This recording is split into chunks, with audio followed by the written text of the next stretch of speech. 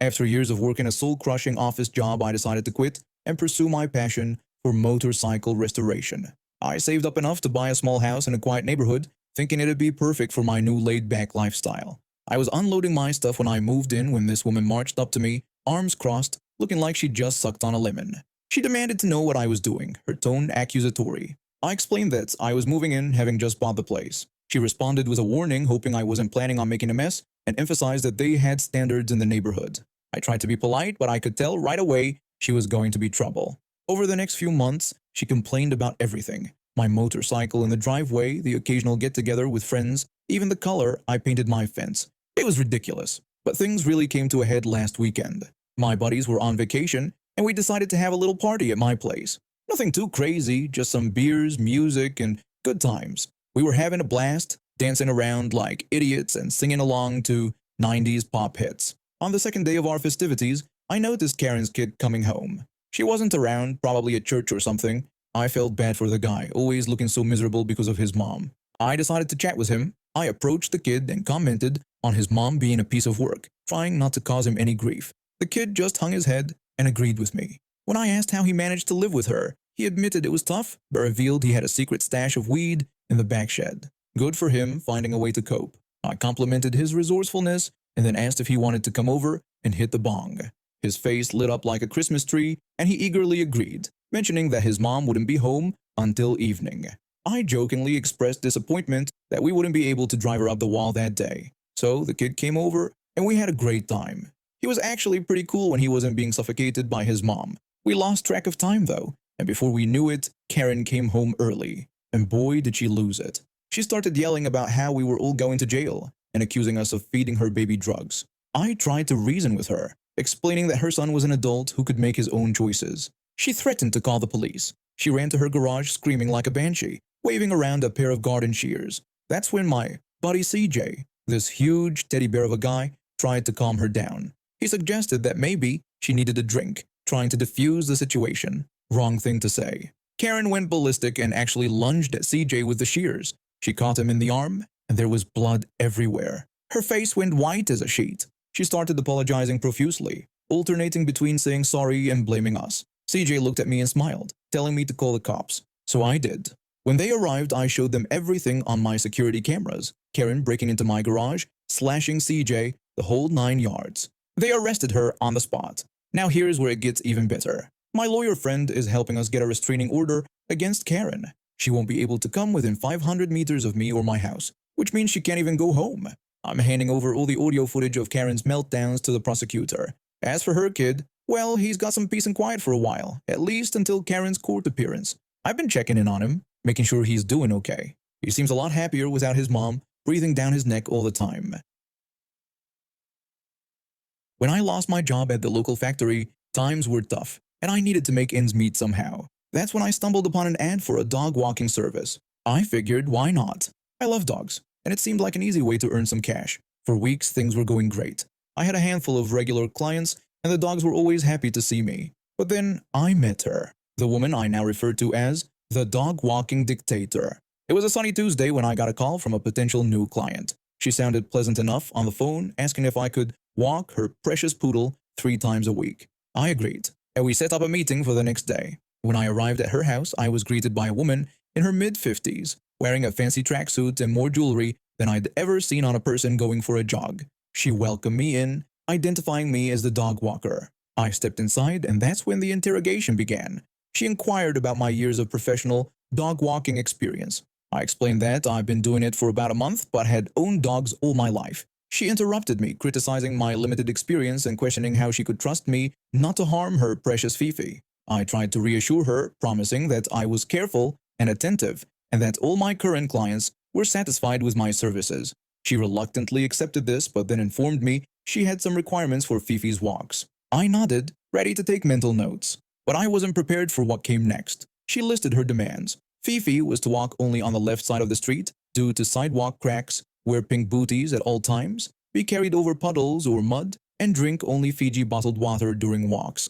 I stood there. Was this woman for real? She continued with more requirements. I had to sing classical music or light jazz while walking, avoid all other dogs by crossing the street, take photos of Fifi every 5 minutes to send to her, hold an umbrella over Fifi in sunny weather, and carry her inside my jacket if it was cold.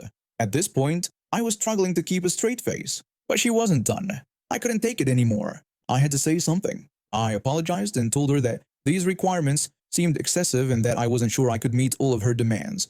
She yelled at me, asking if I knew who she was, and threatening to ruin my dog walking business with one phone call, citing her husband's importance in town.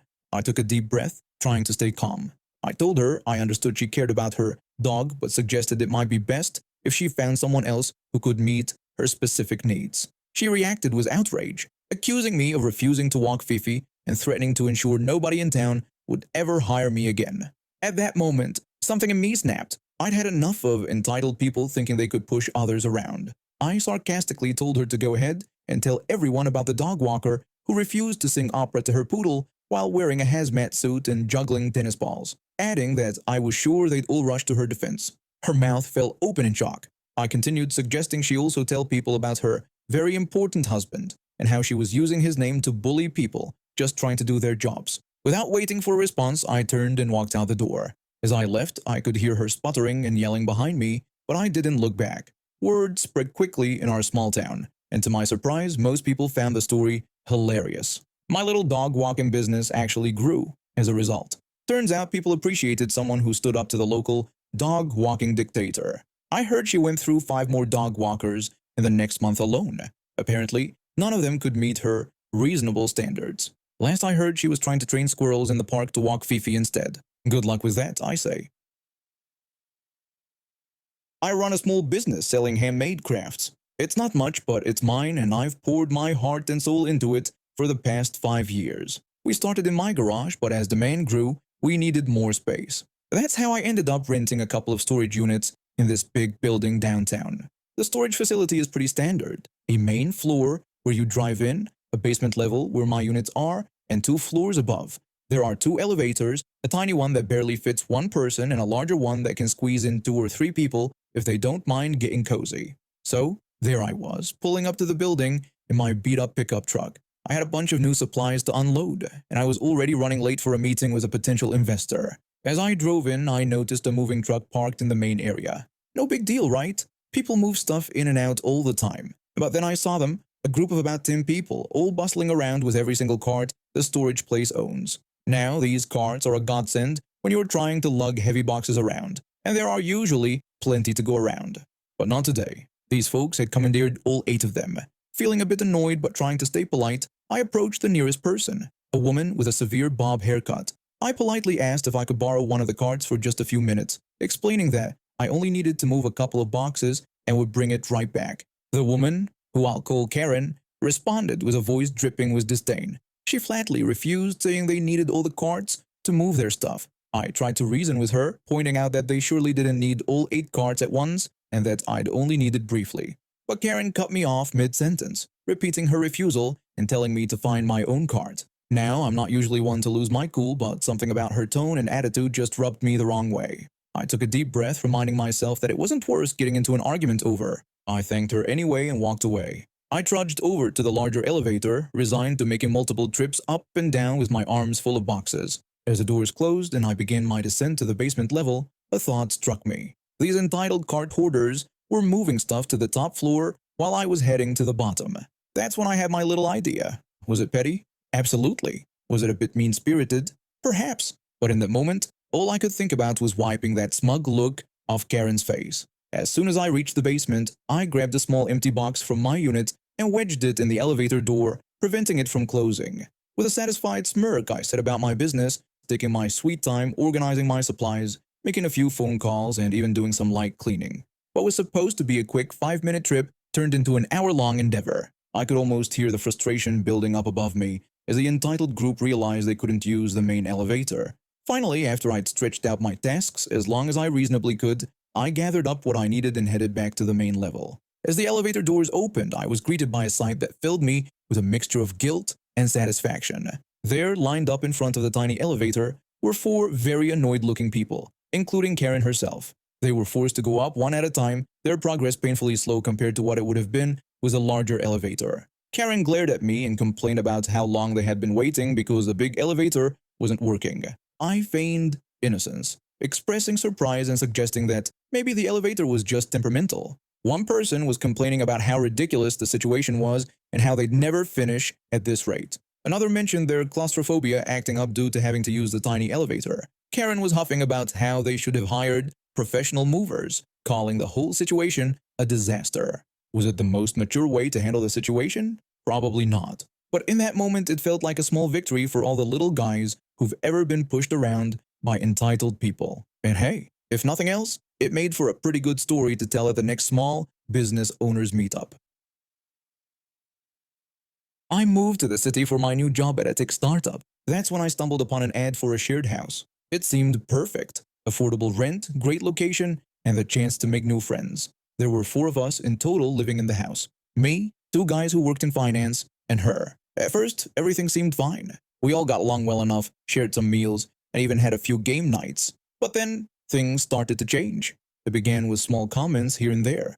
She'd mention how she always remembered to buy toilet paper, or how she was the one who organized the cleaning schedule. We didn't think much of it at first. But then, one day, we each found an envelope slipped under our doors. I opened mine, expecting maybe an invitation to a house meeting or something. Instead, I found an invoice. An actual, itemized invoice for things like reminder to take out trash, 5 deals, emotional support during work stress, 25s, and purchasing of communal milk, $3 plus $10 service fee. I thought it was a joke at first. I mean, it had to be, right?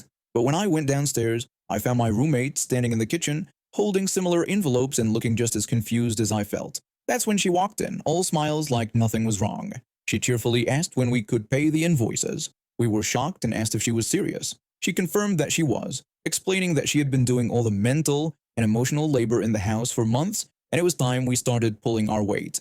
We protested, pointing out that we paid rent, did our chores, and bought groceries. We asked what more she wanted from us. She dismissed our contributions as a bare minimum, describing how much energy it took to keep the household running smoothly, remembering when bills were due, and noticing when supplies were low. She claimed she was tired of doing it all for free. We tried to reason with her, explaining that these things were just part of being a good roommate and that we all contributed in our own ways. But she wouldn't listen. She accused the men of not understanding the concept of emotional labor and told me, as a woman, that I should know better. She insisted she wasn't asking for much, just fair compensation for her time and effort. When we refused to pay, calling the whole thing ridiculous, she threatened to take us to court. We laughed it off at first, thinking she was bluffing. But a week later, we each received a summons to small claims court. She was actually going through with it. The day of the hearing, she showed up with a massive binder, easily 100 pages thick. As we sat in the courtroom, she began presenting her case, flipping through page after page of meticulously documented infractions. She detailed specific instances where she had to remind us to clean or provide emotional support, claiming these actions caused her stress and took time away from her own work and self-care. The judge looked bewildered but let her continue. Then, to our shock, she called up her expert witness, a self-proclaimed emotional labor consultant she'd found online. The consultant gave a speech about how the plaintiff's actions were compensable emotional labor, arguing that society often overlooks the invisible work that goes into maintaining a household and nurturing relationships. He praised her for recognizing her worth and seeking fair compensation. At this point, I couldn't take it anymore. I stood up and addressed the judge directly. I argued that what was being described wasn't emotional labor, but basic human decency and the bare minimum expected when living with others. I explained that we all contributed to the household in various ways, and just because she chose to document every little thing she did, didn't mean we owed her money for it. The judge listened intently, then turned to my other roommates who shared similar sentiments, and he finally spoke. He acknowledged the thoroughness of her documentation but found no legal basis for her claims. He explained that living in a shared space requires cooperation and mutual respect, not nickel and diming your housemates for every perceived act of kindness. The case was dismissed, but the story doesn't end there. When we got home, we found she'd locked herself in her room. The next day, she announced she was moving out, claiming we were toxic and didn't appreciate her. As she was packing her things, I couldn't resist. I slipped an invoice under her door for emotional distress caused by frivolous lawsuits, $1,000, and time wasted in court, $500. I never expected her to pay it, of course, but the sputtering sounds of outrage from her room made it all worth it. Always, always read the fine print before signing a lease.